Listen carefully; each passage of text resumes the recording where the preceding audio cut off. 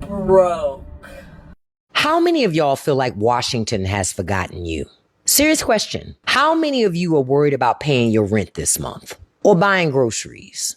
60% of the American public is about to lose everything they have. I don't care about it. Thank you, Joe. Thank you, Joe. Thank you, Joe. Thank you, Joe. I don't care.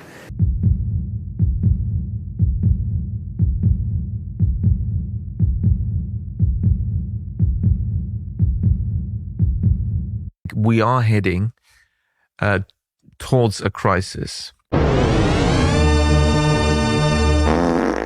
Americans have gone beyond their breaking point. This has just gone on for too long. Everybody is just tapped out completely. And this ain't the end of it. It's going to get worse. And yes, we are in a crisis status with this national debt. Hasn't been the first time, hasn't been the second time, and now we're on the third time where our credit rating has been dropped. Other countries are walking away from our bonds. There is a crisis inside that Federal Reserve currently that they're not telling us. Why do you think everything costs so darn much? Inflation is through the roof. Not because of tariffs, not because of the norm, because our dollar is worth less. And other countries are shifting from the petrodollar to other currencies. The petrodollar crashes, we're cooked. There is nothing else to cut. There's nothing left for me to cut. I have cut so much out of my life just to make it.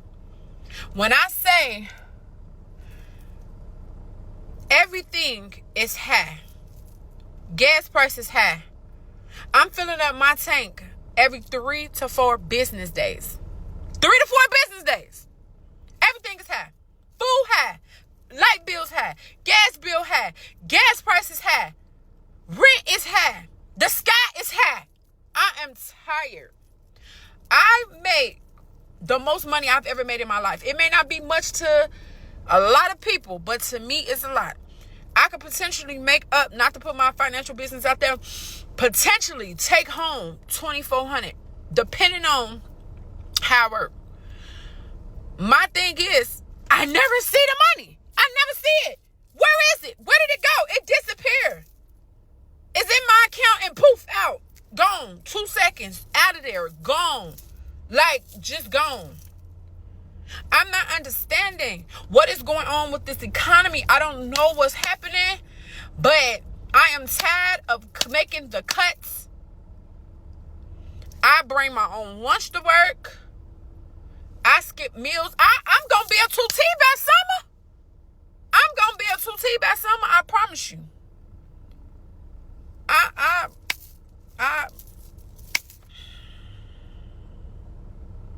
don't know what the fuck to do. And that's exactly it. That's where everybody is at.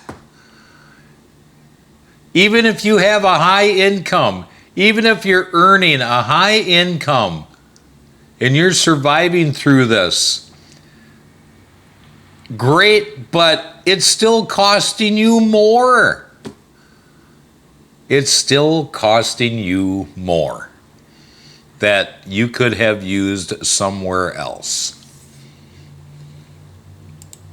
The economy is diabolical in 2026. Have you ever noticed every time you go to the grocery store, it seems like you left with less, but somehow spent more?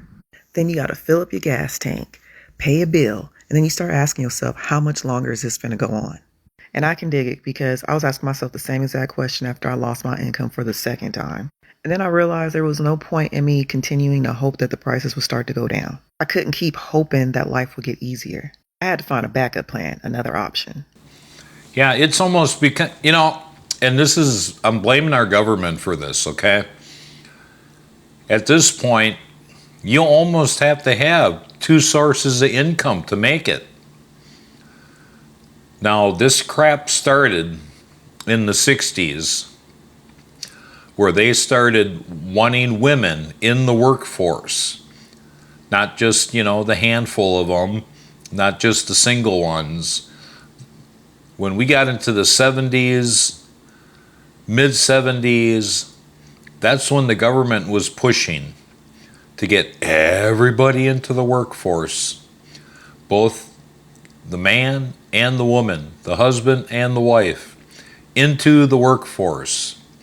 Oh, they were going to collect more taxes. Oh, companies were going to be able to sell more.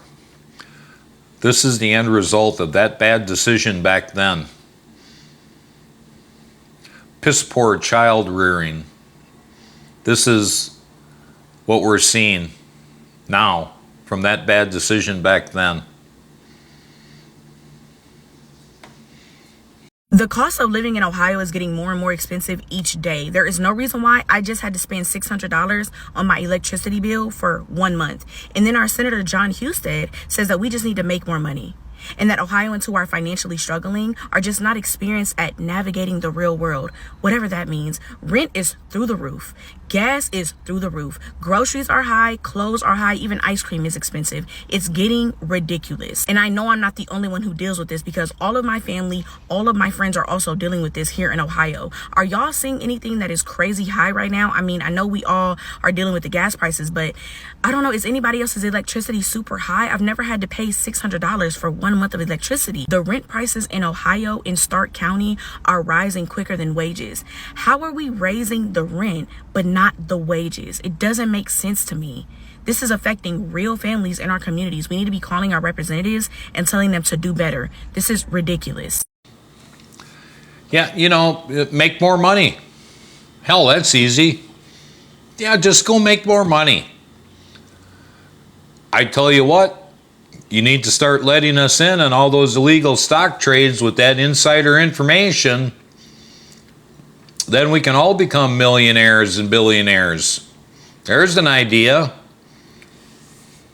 This is why the average American is struggling and complaining about wages and the cost of living. Here's the math. There's about 80 million Americans making $50,000 or less. And these are essential jobs that we need to operate this entire country. And they are being underpaid. $50,000 after taxes, 401k, and health insurance is $2,900 a month take-home pay in 2026. Let's say they find an apartment with utilities for $1,500 a month. Let's say that they do a perfect budget of $100 a week for groceries. They don't eat out. They don't do DoorDash. They are perfect when it comes to their food. $400. Let's say they get a used car well below the average for $300 to get them back and forth on their 45-minute commute. Then they have $150 for car insurance, $150 for gas, $150 for cell phone and internet, and $100 for personal care. Leaves them with $150. And they have no student loans and no credit cards.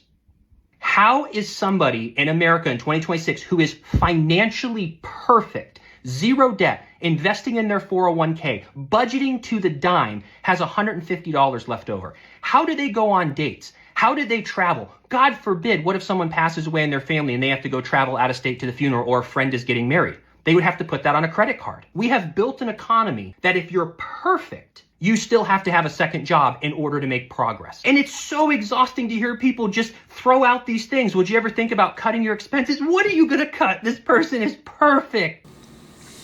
And that's the point. That's the point once again. Everybody is cut back. And then they cut back again. And then they took out stuff that they really wanted but had no other choice. But yeah, make more money. Go get a second job. It's not a way to live life. That isn't the land of the free. That isn't, America's the greatest country in the world. No, not at all. No. 60% of the American public is about to lose everything they have. People living paycheck to paycheck are about to go broke. The GDP numbers came in yesterday, and of course the economy receded, which I predicted 2 months ago, and people laughed. Mark my words, the second quarter is going to be far worse. Tariffs on Chinese products at 145% are about to kick in, which means everything you buy from China on Amazon or elsewhere is about to go through the roof. Grocery store shelves are starting to empty at Walmarts across the country, and of course grocery prices continue to soar. People who've been financing groceries on credit are starting to default on those payments. We are about to see an economic catastrophe. If you're in this 60% that has little or no money, please stop spending money. Protect your family. Trump does not care about you. Even if you voted for him, he's a billionaire. He won't suffer, but you and your family will. Please protect yourself. Look, listen, this is not a Trump thing. This is not a Biden thing. This is the whole entire government. That is the problem. All of them. All of them in the government. Doesn't make a difference what year you're talking about. I don't care if it's the 60s, 70s, 80s, 90s, 2000s. I don't care. They are all to blame where we are right now. All of them. They're more worried about other countries than what they are here. Social Security crisis is a crisis that our government caused by raping the account. They just didn't magically run out of money. It used to be that there was just a payment made to Social Security out of your check. Then that was doubled. Social Security came out of your check, and then the employer had to match it. And then they increased it. It wasn't because there was some generation that had an excess amount of people retiring. That's the excuse they use. That's not the fact. Always money for everybody else. Always. How many of y'all feel like Washington has forgotten you? Serious question. How many of you are worried about paying your rent this month? Or buying groceries? Or whether you can afford to own a home? Because that is what everyday Americans are talking about. But I need y'all to listen to what the president keeps talking about.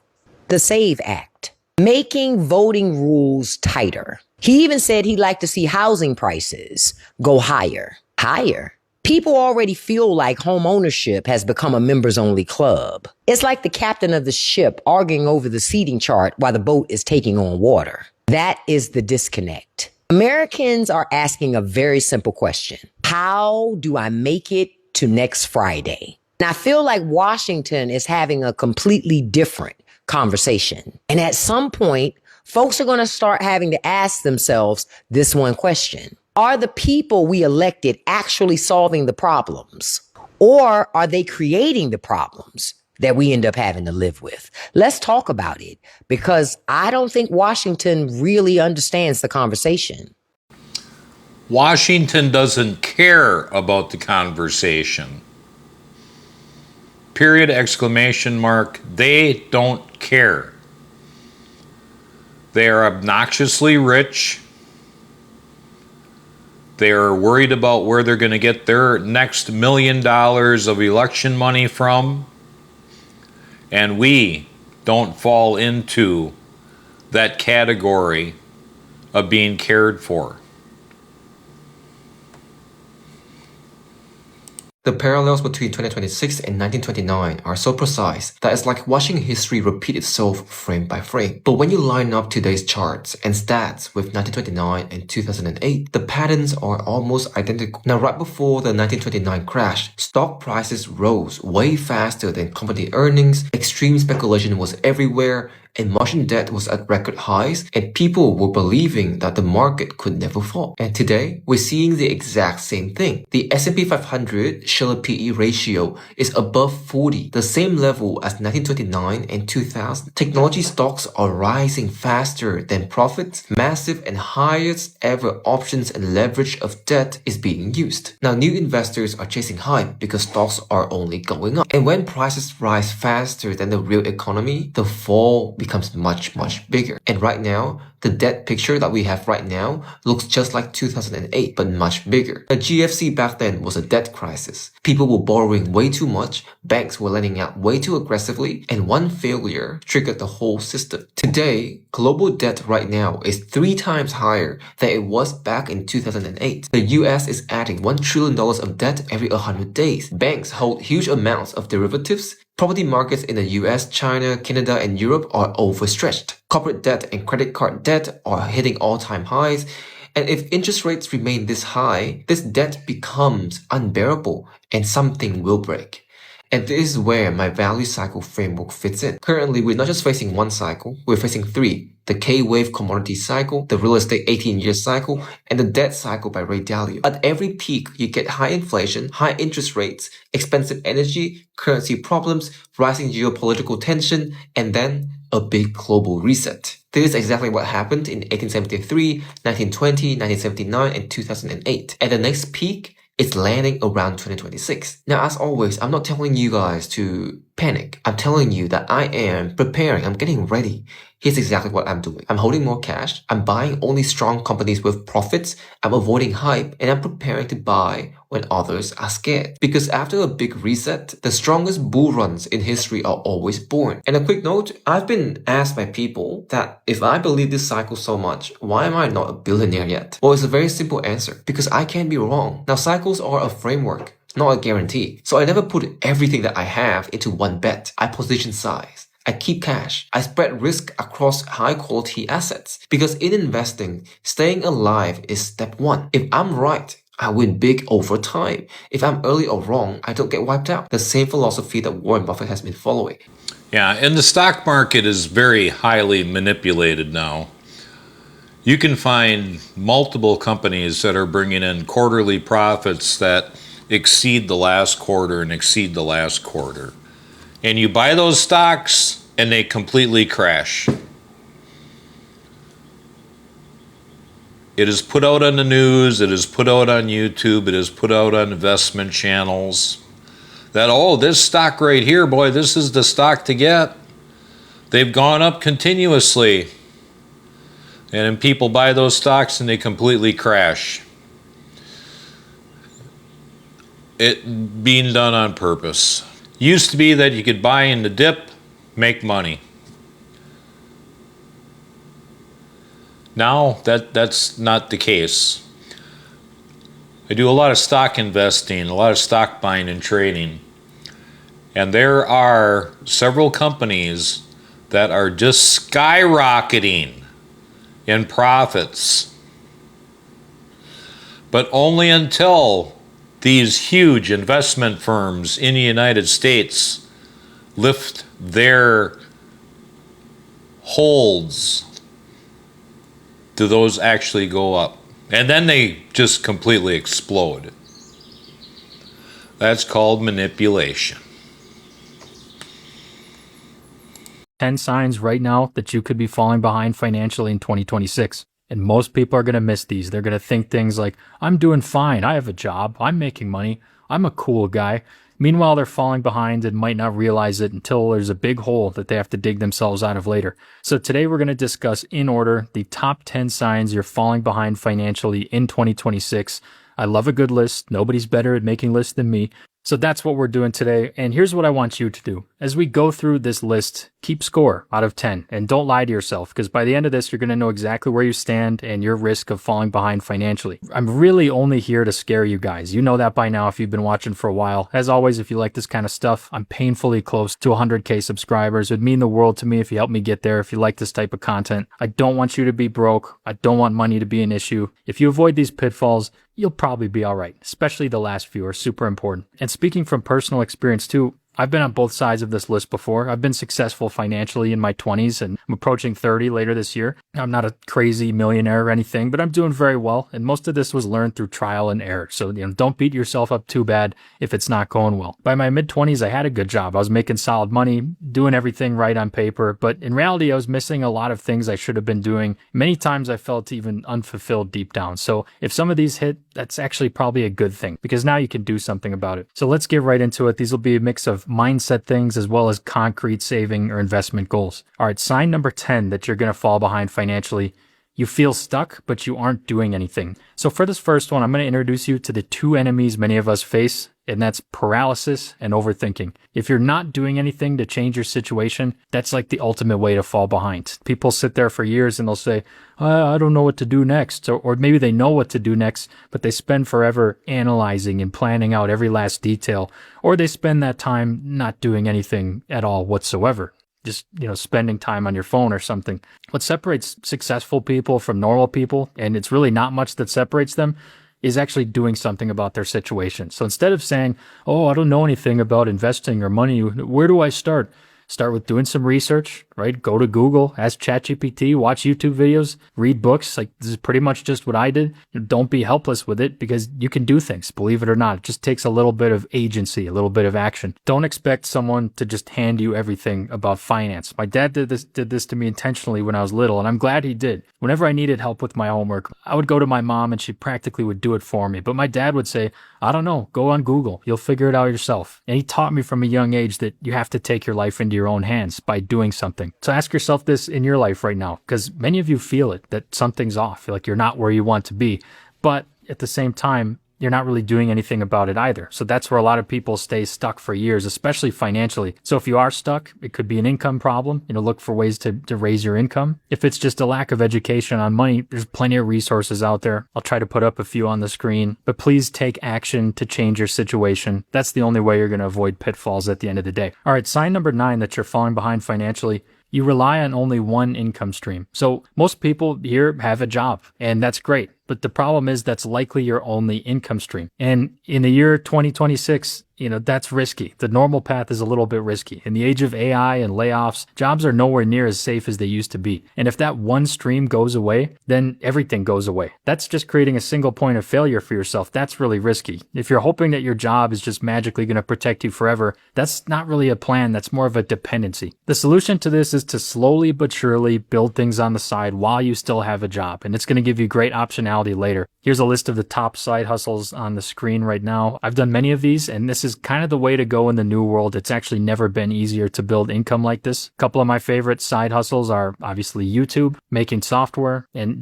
dividends. Dividends are slow, but that's also one of my more robust income streams as well. So try a couple things, try to build a little bit of security so that when bad times come, you don't get screwed over because you got caught up in layoffs. And I think it goes without saying too, if you have zero income streams, that's probably a problem. I don't know about you guys, but that's probably not going to advance you financially. So definitely address that if that's a problem. All right, sign number 8 that you're going to fall behind financially. You don't have at least 10 grand saved or invested yet. So this one's simple. If you don't have that amount of money stashed away in savings or investments somewhere, you're completely exposed to the, chaos of life. For most people, 10 grand is emergency money. It's peace of mind. I would even go a little bit further. You should have 3 to 6 months of expenses saved up for a rainy day. Because if something goes wrong, it's nice to have a cushion. And if you don't have a cushion, you're going to be just scared and stressed your whole life. If you don't have this yet, you need to do whatever you can to get it. If that means you work more, you pick up more hours, part-time jobs, you have to drive DoorDash for a little bit extra money, do it. Just get to a point where you can cover your basic emergencies and situations in life. If something happens and you don't have this emergency money, it's a great way to go into deep debt and just fall even further and further behind. So get that together, gentlemen. All right, sign number 7 that you're going to fall behind financially. You spend more time consuming than creating. Do a quick audit of yourself. If most of your day and free time is spent scrolling, watching stuff, Netflix, TikTok, Instagram, YouTube, and just consuming content, and very little of it is building, creating, learning, you're falling behind. The people pulling ahead right now are spending time creating things. I'm really focusing on that if it wasn't already obvious, but put something out into the world and you're going to learn a lot from it. There's almost this online, real estate gold rush in the modern world, and you can be a part of it. At least have this ratio be 1-to-1 at the minimum, where you rot for 1 hour and do something productive for another hour. Scrolling is just absolutely eating away at your life. Like, I used to have a screen time of 5 hours per day, and that's just nothingness. That's terrible. Now, I'm not saying we need to be productivity perfect bots, but Instagram, TikTok, that's just not helping anyone go places unless you're creating on there, of course. And even then, I don't know. So try to keep your screen time below 2 hours per day. That's kind of my goal right now. I haven't been perfect, but for me, I'm landing around 2 to 3 hours a day, and that's good. That gives me plenty of time to at least try to be productive. So don't fall behind. Start creating and learning. Stop consuming as much. All right, sign number 6 that you're going to fall behind financially.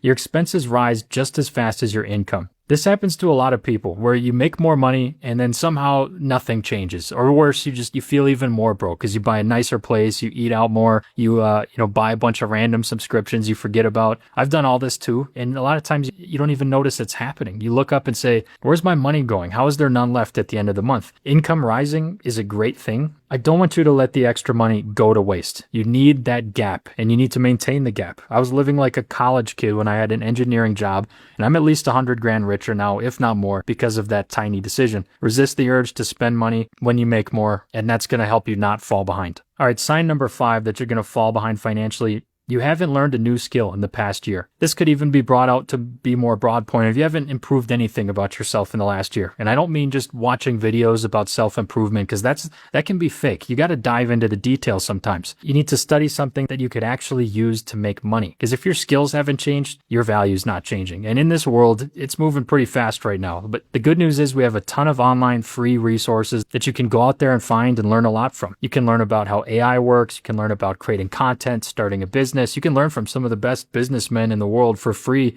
right here on YouTube. And I'm not one of them, but there are plenty of great businessmen out there. So this kind of relates to the prior point of creating over consuming. But instead of consuming, replace a little bit of that time with learning new skills. And you'd be shocked at how much that compounds. So now let's get into the top 4 signs that you're going to fall behind financially. These are ones that really separate people. So let's get started with sign number 4 that you're going to fall behind financially, and that's that you don't track anything. If you don't know what you make, what you spend, what your assets are, what your liabilities are, you're just kind of coasting. You're just swiping the card. You're hoping it works out. You just got your job income. You don't even check anything. That's not control. You need to track everything from your job salary to the money coming in, your subscriptions, your rent, your insurance, your expected maintenance on things like a house, like literally everything you possibly spend. You should be tracking it. That gives you a holistic picture of where you can cut, what problems you have and more. Now, obviously, this would be a great place for a shameless Weiler Vision plug, but I'm not going to do that. Use your boring spreadsheet, whatever works for you, and just track everything. Because if you're not tracking stuff,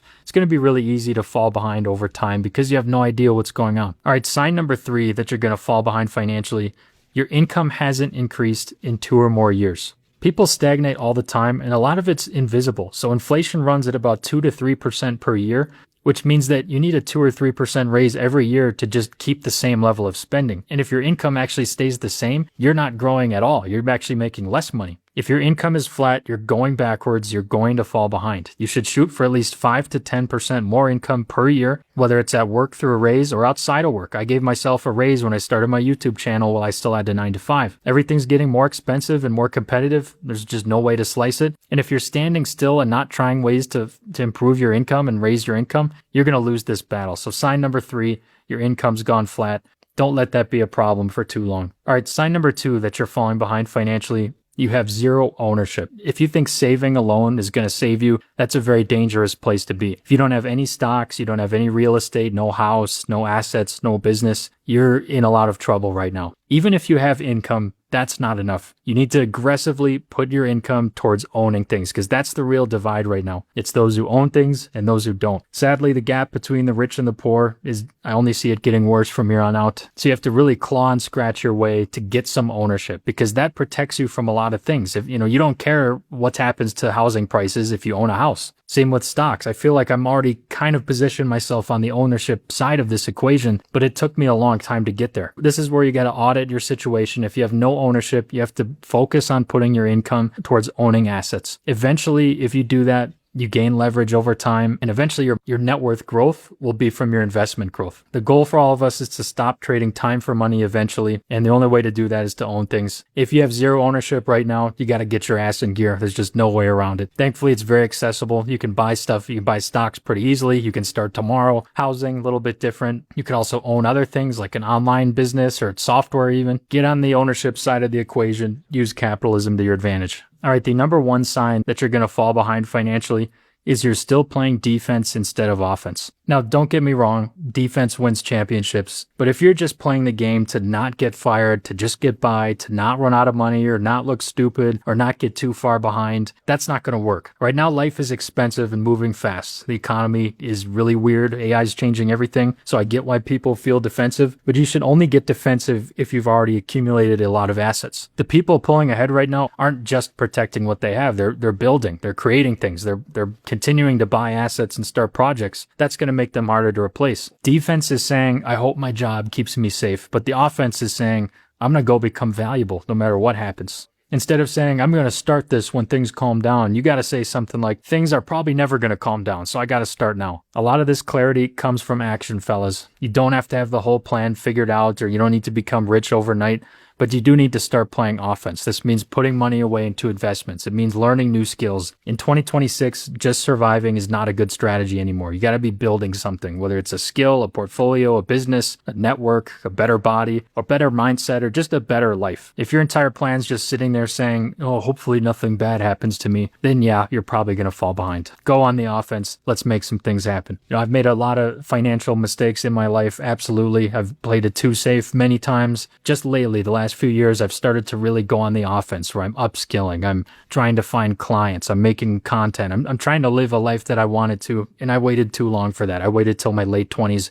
If you're lucky enough to be watching these types of videos in your early 20s, you can start now, and you should start now. I wish I had these realizations earlier, because once I did, these things really started to change for me. You definitely can change your situation. You gotta believe that. I'd imagine most people who have a couple items in this list that they're working on, you can improve them. So out of all 10 of these, where do you rank? Let's be honest here. If you're 3 or less, you're doing pretty well. If 4 to 6, you got to tighten things up. And if 7+ of these are a big problem for you, 7 or more of these signs, you're falling behind. And it's good to be aware of that. So the good news is every single one of these things is fixable by increasing income, learning new skills, creating something instead of consuming, and just starting stuff on the side. Falling behind isn't permanent, but ignoring it is how it becomes permanent. We all got to adapt in this economy. If this video hits you a little bit.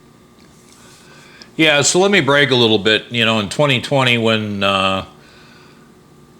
that thing rolled around and there was a lot of people that, were off. You were sheltering in place, which, by the way, was a new type of statement, a new type of slang, and now they're using it all the time, which that kind of bugs the shit out of me. But everybody was up in arms, Well, first off, we didn't know what was going on. Number two, majority of everybody was stuck at home and they didn't have their job, and most of them weren't going to get paid. So the government, stepped in and, of course, blamed us for why things they are now, because, we had to give some money back to the people that we've been effing for all these years. But for me, it was a great vacation. Don't owe anything on my house because instead of buying a $400,000 house, I bought a $20,000 house that was tax foreclosed. I buy junk off of Facebook Marketplace and Craigslist and fix it and drive it for 3 to 5 years and then haul it to the junkyard and go find me something else. I didn't run my credit cards up through the roof. I made smart decisions early on in my life. So it was a great vacation. I had no stress. And right now, with everything that's gone through the roof, it's just fine for me. It pisses me off, don't get me wrong, every day when I walk out the door about our government. And yeah, our government is to blame for where we are right now. All of them. Not Trump, not Biden, all of them. All of them since the 1960s. They're all to blame for where we ended up today. So, this man has a lot of good things that maybe you want to back this up and listen to it again. But until then, we will see you on the next one.